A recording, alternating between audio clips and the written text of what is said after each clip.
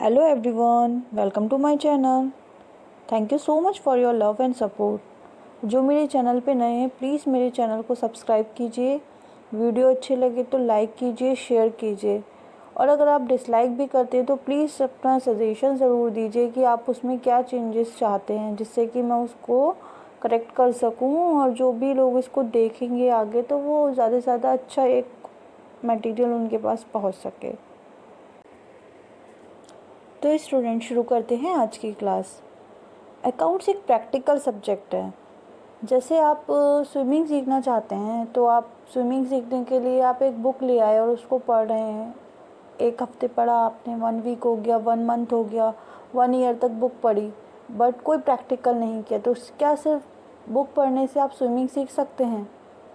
नहीं सीख सकते। उसके लिए आपको जाना पड़ेगा पानी में, प्रैक्टिकली करके देखना पड़ेगा। सेम चीज़ अकाउंट्स के साथ है। आप सिर्फ बुक पढ़ने से अकाउंट्स नहीं सीख सकते, उसके लिए आपको उसको प्रैक्टिकल करके देखना पड़ेगा। अकाउंट्स में थ्योरी प्रैक्टिकल बेस्ड हैं और प्रैक्टिकल थ्योरी बेस्ड है, यानी दोनों ही चीज़ें एक दूसरे से लिंक्ड हैं। जब आपको प्रैक्टिकल करने का तरीका पता होगा तभी आप उसकी थ्योरी लिख सकते हैं, क्योंकि स्टूडेंट्स को मेन प्रॉब्लम प्रैक्टिकल में आती है और थ्योरी में भी जो प्रॉब्लम आती है वो प्रैक्टिकल बेस्ड ही होती हैं। तो आज हमारी फर्स्ट क्लास है, तो आज हम सिर्फ इसी पर बात करेंगे कि बेसिकली अकाउंट्स है क्या, क्यों की जाती है अकाउंटिंग, क्या इम्पोर्टेंस है अकाउंटिंग की हमारी लाइफ में। देखिए, जैसे आप यूट्यूब पे कितने एजुकेशनल वीडियोस देख रहे हैं, तो आप जितनी भी चीज़ें देख रहे हैं, सुन रहे हैं, समझ रहे हैं, क्या आप सबको वर्ड टू वर्ड याद रहता है? नहीं। लेकिन जो हमें अच्छा लगता है उन पॉइंट्स को अगर हम लिख लें तो हम कभी नहीं भूलते हैं और इन केस अगर हम भूल भी जाएं तो नोटबुक खोल के उसको देख सकते हैं, फिर हमें रिकॉल हो जाता है कि हाँ अच्छा ये चीज़ हमने याद की थी।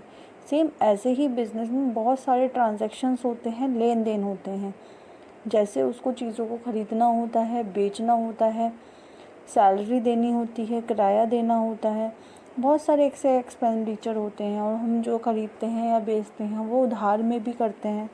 तो वर्ड टू वर्ड चीज़ों को याद रखना इतना पॉसिबल नहीं होता है। तो इन कंडीशन में हम क्या करते हैं, बिज़नेस चलाने के लिए उन सब चीज़ों को लिखना ज़रूरी हो जाता है, क्योंकि जब हम लिखेंगे नहीं तो चीज़ें हम याद नहीं रख सकते, तो हम भूल सकते हैं और अगर हम भूल सकते हैं तो हमारा किसी से रुपया लेना छूट सकता है, तो हमें नुकसान भी हो सकता है बिज़नेस में। तो इसलिए हम उन चीज़ों को, जितने भी ट्रांजैक्शन कर रहे हैं, हम उनको लिख लेते हैं। और फिर एक टाइम क्या होता है, जब हम बिज़नेस कर लेते हैं तो हम खुद भी जानना चाहते हैं कि हमारी बिज़नेस की ग्रोथ क्या है, क्या प्रोग्रेस है, हमने प्रॉफिट अर्न किया है, नहीं किया है तो कितना किया है, हमारी कितनी लायबिलिटीज़ हैं, कितने एसेट्स हैं। तो इन सब चीज़ों को हम बिना अपने ट्रांजैक्शंस को रिकॉर्ड करे एनालिसिस नहीं कर सकते। तो इन सब चीज़ों के लिए हमें क्या करना ज़रूरी हो जाता है, ट्रांजैक्शंस को रिकॉर्ड करना ज़रूरी हो जाता है। सपोज़ जैसे अब आप मान लीजिए स्कूल में टेस्ट देते हैं, तो हम नेक्स्ट डे ही उम्मीद करते हैं कि टीचर ने उसको चेक कर लिया होगा और हमारे मार्क्स कैसे आए हैं। तो सेम ऐसे ही बिजनेसमैन जब बिज़नेस करता है तो उसको भी रहता है कि उसको पता चले अपने बिज़नेस की फाइनेंशियल कंडीशन क्या है, उसके बिज़नेस ने कितना प्रोग्रेस की है, कितनी ग्रोथ ली है। तो उन चीज़ों को करने के लिए, अपने बिज़नेस की फाइनेंशियल पोजीशन पता करने के लिए वो क्या करता है, ट्रांजैक्शंस को रिकॉर्ड करना शुरू करता है। और ट्रांजैक्शन को रिकॉर्ड करना ही क्या कहलाता है, अकाउंटिंग कहलाता है। आई होप आपको अच्छे से समझ में आ गया कि अकाउंटिंग क्या होती है। तो क्वेश्चन होता है हमारा, why we need accounting. When a person starts a business his main aim to earn profit. जब कोई भी बिजनेस स्टार्ट करता है तो उसका मेन एम क्या होता है, प्रॉफिट को कमाना। He receives money from many sources like sales of goods, commission, interest on bank deposits। यानी कि जब वो उसको ना बहुत से सोर्सेज होते हैं पैसा कमाने के, जैसे अपनी जो उसकी गुड्स हैं उनको सेल करके उसके पास पैसा आ सकता है, कमीशन मिल सकता है उसको, उसने अपने बैंक में जो डिपॉजिट कर रखा है उस पर उसको इंटरेस्ट मिल सकता है। तो ये सारे सोर्सेज उसके पैसा आने के होते हैं। He has to spend money on many items like purchase of goods, payment of rent, salary। जैसे पैसा आता है पैसा जाता भी है बिज़नेस में। तो ऐसे कौन से आइटम है जहाँ उसका पैसा जाता है, मीन्स वो एक्सपेंसेस करता है, खर्चे होते हैं। जैसे परचेज ऑफ गुड्स को ख़रीदता है, रेंट का पेमेंट करता है, सैलरी का पेमेंट करता है, तो इन सब चीज़ों में उसका पैसा खर्च होता है। He is curious at the end of the year to know the growth of progress of the business. उसको क्या होता है, उत्सुक होता है जानने के लिए कि भाई मेरे बिज़नेस की क्या प्रोग्रेस की है एक साल में, प्रॉफिट में है या लॉस में है। The number of business transactions are too large, लेकिन जो बिज़नेस में लेन देन उसने किए हैं वो बहुत ज़्यादा हो जाते हैं। And not possible to recall the transaction run by him, और उसके लिए उनको ट्रांजेक्शन्स को word to word date wise याद रखना पॉसिबल नहीं रहता है। But if noted down all the transaction he can easily get required information. लेकिन अगर वो इन ट्रांजेक्शन्स को लिख लेगा तो क्या होगा, उसको सारे ही जो भी उसको इन्फॉर्मेशन चाहिए वो उसको देख सकता है। अगर वो भूल भी गया है तो लिखे हुए उनसे देख के उसको वो इन्फॉर्मेशन मिल जाएंगी। By keeping a complete and systematic record of every transaction he can know how much the amount of purchase or sales, what is the amount of profit earned or lost during the year. He can ascertain the financial position of business. लेकिन अगर वो एक बिल्कुल systematic way में हर जो भी उसके transaction से उनको रिकॉर्ड करता है तो उसको पता चल जाता है कि उसकी परचेज़ कितने की थी, सेल कितने की थी, उसने प्रॉफिट अर्न किया है या लॉस अर्न किया और उसको लॉस हुआ है, और अगर हुआ है तो कितना हुआ है। तो उसको एक्चुअल उसकी जो बिज़नेस की फाइनेंशियल पोजीशन क्या है वो उसको पता चल जाती है। तो अभी तक हमने क्या सीखा कि बिज़नेस का मेन पर्पस क्या होता है, बिजनेसमैन क्यों बिज़नेस करता है, प्रॉफिट कमाने के लिए, ठीक है। अब लेकिन प्रॉफिट उसने कमाया नहीं कमाया ये वो कैसे कैलकुलेट करता है, जब वो अपने क्योंकि बिज़नेस में बहुत सारे ट्रांजैक्शंस होते हैं, वो उनको ऐसे याद नहीं रख सकता और ऐसे नहीं एनालिसिस कर सकता कि वो प्रॉफिट में है या लॉस में। तो उन सारे ट्रांजैक्शंस को उसको लिखना होता है। उनको लिखने के बाद ही उसको पता चल पाएगा कि वो प्रॉफिट में है या लॉस में है, उस पर कितनी लायबिलिटीज़ हैं, कितनी एसेट्स हैं, ठीक है। तो इन ट्रांजैक्शंस को सिस्टमेटिक मैनर में लिखना बुक्स ऑफ अकाउंट्स में वह क्या कहलाता है, बुक कीपिंग, जो हमारा नेक्स्ट टॉपिक है। मीनिंग ऑफ बुक कीपिंग देखिए बहुत सिंपल है, इस नाम से ही पता चल रहा है। बुक मीन्स किताब, कीपिंग मतलब रखना। अब यहाँ वो किताब नहीं है, लेकिन अगर क्योंकि मैंने आपको बताया अकाउंट्स एक सबसे ज़्यादा प्रैक्टिकल सब्जेक्ट है, जो आप अपनी डेली लाइफ में करते हो वही सब चीज़ें, इसलिए आपको ऐसा कुछ ज़्यादा टफ भी नहीं लगेगा, इसको बहुत इजीली आप समझ सकते हैं। बस थोड़ा सा आपको कंसंट्रेट होने की ज़रूरत है, थोड़ा अपने आसपास नोटिस करने की ज़रूरत है जो चीज़ें होती हैं। तो अब मैं इसको आपको ऐसे समझा सकती हूँ, जैसे अब आप स्टडी कर रहे हैं, ठीक है, तो आप सब्जेक्ट पढ़ रहे हैं, अब अकाउंट्स भी है, इकोनॉमिक्स भी है, बिज़नेस भी है, इंग्लिश भी है। तो इन सभी सब्जेक्ट्स की आपने बुक्स हैं या नोटबुक जो बनाई हैं, क्या वो आपने एक ही बनाई है या अलग अलग बनाई हैं? अलग अलग हैं ऑब्वियसली। बिज़नेस की बुक्स अलग है, इकोनॉमिक्स की अलग है, इंग्लिश की अलग है, और आपने जो नोटबुक आपने बनाई है वो भी आपने एक नहीं बनाई। आपने ऐसा क्यों नहीं करा, एक मोटा सा रजिस्टर ले लेते, उस पर सभी सब्जेक्ट का काम एक साथ कर लेते, ईजी रहता। एक आपको अलग अलग रखने का वो भी नहीं रहता, एक ही रजिस्टर में सब काम कर रहे हैं, सब काम ईजिली होता रहता। मैं सही कह रही हूँ? नहीं ना। क्या होता है इससे, आपको बहुत ज़्यादा टाइम वेस्ट हो जाता, कन्फ्यूज़न होता, और सिस्टमेटिक मैनर में हमारी ये चीज़ें नहीं हो पाती।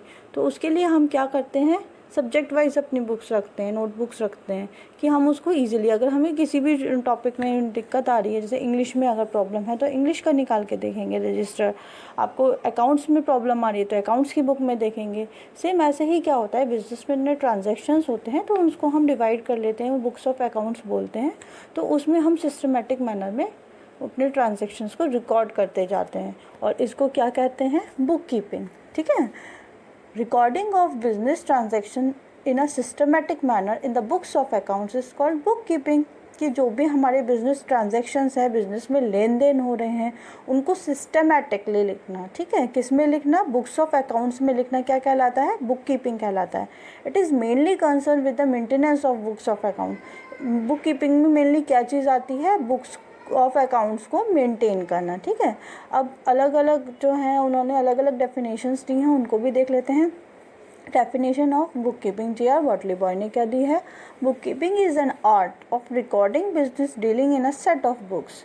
बुक कीपिंग क्या है? एक आर्ट है, कला है। रिकॉर्ड करने की, बिजनेस डीलिंग्स जो भी हमारी बिजनेस में लेन देन हो रहे हैं उनको हम क्या करते हैं? बुक्स में रखते हैं। ठीक है।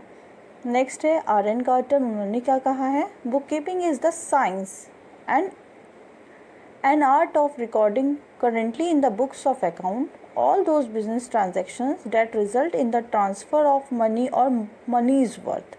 इन्होंने क्या कहा है? बुक कीपिंग एक साइंस भी है और एक कला भी है, विज्ञान भी है और कला भी है, जिसमें हम क्या करते हैं? अपने जो भी ट्रांजैक्शंस हैं उनको बुक्स ऑफ अकाउंट में नोट करते हैं। और किन ट्रांजैक्शंस को करते हैं? जो हमारे मनी में हम जिनको कैलकुलेट कर सकते हैं उन ट्रांजैक्शंस को करते हैं।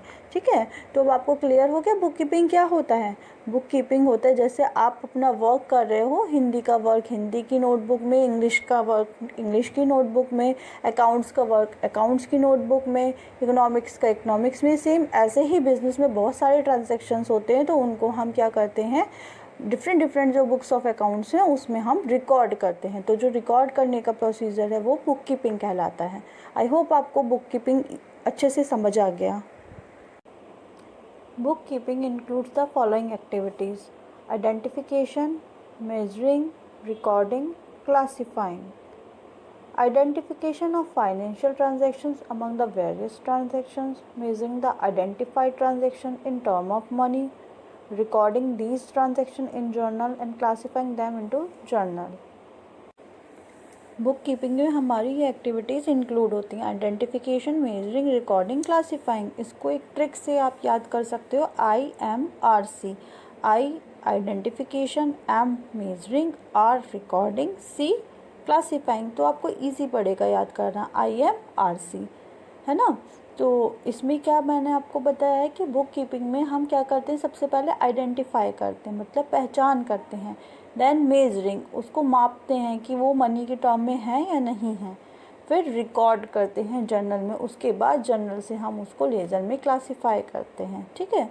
तो एक चीज़ और कहूँगी स्टूडेंट्स आपको, जैसे मैंने अभी यहाँ पे बनाया है, आपको शो करा है, तो आप लोग भी ऐसे ही किया करिए। थ्योरी जब लिखते हैं तो अपने प्रेजेंटेशन पे भी थोड़ा ध्यान दीजिए, क्योंकि आज आपने सुना भी होगा आजकल क्या चलता है, जो दिखता है वो बिकता है। अगर आप कोई भी चीज़ बिजनेस में परचेज़ करने जाते हो, सपोज़ आपको कुछ भी टी शर्ट परचेज़ करनी है, टॉप परचेज़ करनी है, तो जो सुंदर लग रही होगी आप वो लोगे, या फिर जो ऐसी थोड़ा भद्दी सी लग रही होगी, बट शॉपकीपर आपको बोलेगा नहीं बहन जी वो आपको सुंदर लग रही है, बट वो 1 महीने में ही फट जाएगी, उसका कपड़ा बिल्कुल अच्छा नहीं है, और आपको ये जो दे रहा हूँ मैं इसकी क्वालिटी बहुत अच्छी है, सालों साल चलेगी, तो आप कौन सा लेना पसंद करेंगी? आप कौन सी टॉप लोगे? जो ज़्यादा सुंदर लग रही होगी, अच्छी लग रही होगी, है ना। तो सेम चीज़ वही हम इस चीज़ को अपने अकाउंट्स में थ्योरी लिखते टाइम, अकाउंट्स के किसी भी सब्जेक्ट में थ्योरी लिखते टाइम या अपनी प्रेजेंटेशन पे ज़रूर आप ध्यान दीजिए कि आप कोशिश कीजिए उसको अच्छे से अच्छा प्रेजेंट करें। जैसे अभी डायग्राम के थ्रू आपको शो किया था, आपको वैसे ही लिखना। आप मतलब डिट्टो कॉपी नहीं करना, आपकी जो मर्जी आप सेम लिखना चाहते हैं सेम लिखिए, मतलब प्रेजेंटेशन पे ध्यान दीजिए कि थोड़ा उसको सुंदर करके आपको लिखना है। ठीक है। उसके साथ ही मैंने आपको ट्रिक भी बता दी कि आपको बुक कीपिंग के अगर एक्टिविटीज़ क्या क्या इंक्लूड होती हैं उसको आप सीक्वेंस में नहीं याद कर पा रही, क्योंकि जैसे जैसे हम चैप्टर में पढ़ेंगे हमारे टॉपिक बढ़ते जाएंगे, फिर थोड़ा हमको लगेगा कि ऐसा तो नहीं हम भूल गए, तो उसलिए आपको पहले से ही ट्रिक दे दी कि आप आगे उसको भूलो ही नहीं। IMRC आपने लर्न कर लिया, इसका मतलब आपने उसकी एक्टिविटीज़, बुक कीपिंग तक में कितनी एक्टिविटीज़ इंक्लूड होती हैं ये आपको हमेशा अच्छे से याद रहेंगी। ठीक है। आपको इसमें तो कोई डाउट नहीं होगा, आपको अच्छे से समझ में आ ही गया कि हमारा बुक कीपिंग में क्या क्या एक्टिविटीज़ इंक्लूड होती हैं। ठीक है। तो जो फर्स्ट स्टेप है वो identification. First step in book keeping is to determine what to record, कि हमें क्या रिकॉर्ड करना है, इसको आइडेंटिफाई करते हैं, इसकी पहचान करते हैं। Second one is measurement, measuring करते हैं किसकी, कि वो मॉनेटरी फॉर्म में है या नहीं है, यानी कि जिसको पैसों में हम कर सकते हैं, मनी में जिनको वैल्यू करी जा सकती है, केवल उन्हीं को लिखा जाता है। जिसको हम मनी में कोई वैल्यू नहीं कर सकते, जैसे कि हमारे डायरेक्टर हैं, उनका नया अपॉइंटमेंट है, या नया कॉन्ट्रैक्ट हमने साइन किया, या स्ट्राइक हो गया है तो स्ट्राइक की वजह से हमें नुकसान हो गया, या कोरोना की वजह से भी बिज़नेस में काफ़ी लॉस में जा रहे हैं, लेकिन उस चीज़ को आप रिकॉर्ड नहीं कर सकते कि कस्टमर इस वजह से नहीं आ रहे हैं, या कुछ भी चीज़ है, कोई एम्प्लॉय की डेथ हो गई है उसकी वजह से आपके बिज़नेस पे इफ़ेक्ट पड़ा है, तो इन चीज़ों को आप मनी में मेज़र नहीं कर सकते, तो इनकी आप अकाउंटिंग नहीं कर सकते हैं, आप इसको रिकॉर्ड नहीं कर सकते हैं। ठीक है। नेक्स्ट है रिकॉर्डिंग। रिकॉर्ड करते हैं हम ट्रांजैक्शंस को किस में, बुक्स ऑफ अकाउंट्स में। नेक्स्ट है क्लासीफाइंग, और रिकॉर्ड्स करने के बाद हम उसको क्या करते हैं, क्लासीफाई करते हैं, अलग अलग करके लिखते हैं, सेपरेट लिखते हैं। Once the financial transactions are recorded in journal और subsidiary books, all the financial transactions are classified by grouping the transactions of one nature at one place in a separate account. एक nature के होता है जिनका उनको एक ही account बनाया जाता है। इसको डिटेल में आप और समझोगे, क्योंकि मैंने स्टार्टिंग में आपको बताया है कि इसकी थ्योरी भी प्रैक्टिकल बेस्ड है, तो जब तक आप प्रैक्टिकल नहीं करोगे आपको थ्योरी में भी कहीं ना कहीं दिक्कत आएगी। ठीक है। तो जैसे जैसे हम आगे बढ़ेंगे आपको ये उसका कॉन्सेप्ट और अच्छे से क्लियर हो जाएगा। आई होप आपको बुक कीपिंग तक का बहुत अच्छे से क्लियर हो गया है। ठीक है। तो आज हम इतना ही पढ़ेंगे बच्चों, आप इसको अच्छे से स्टडी कीजिए, लर्न कीजिए, और मैंने बहुत इजी लैंग्वेज में कोशिश की है आपको समझाने की, जिसके आपको दिक्कत नहीं आए, क्योंकि देखिए आपको समझ में आना चाहिए। लिख तो आप सकते हैं अपने आप भी, अब मैं उसकी वर्ड टू वर्ड आप कॉपी कर ही नहीं सकते हैं, लेकिन अगर आपके माइंड में है, आपने उस चीज़ को समझ लिया है, तो आप किसी भी चीज़ की थ्योरी खुद से लिख सकते हैं। मिलते हैं नेक्स्ट वीडियो में, तब तक आप इसकी प्रैक्टिस कीजिए, लर्न कीजिए। Stay home, stay safe. Thanks for watching.